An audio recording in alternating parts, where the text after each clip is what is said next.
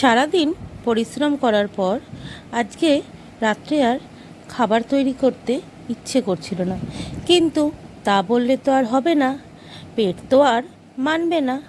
তো তার জন্য আজকে রাতে তৈরি করে ফেললাম গোবিন্দভোগ চাল দিয়ে ফেনা ভাত, কাঁচা পেঁয়াজ কাঁচা লঙ্কা দিয়ে আলু সেদ্ধ মাখা আর ডিম সেদ্ধ, সঙ্গে সুগন্ধ ঘি। আহা, রাতের ডিনারটা জাস্ট জমে গেল, দারুণ লাগে। তোমরাও করে দেখো, মাঝে সাঝে এই রকম খাবার খেতে মন্দ লাগে না।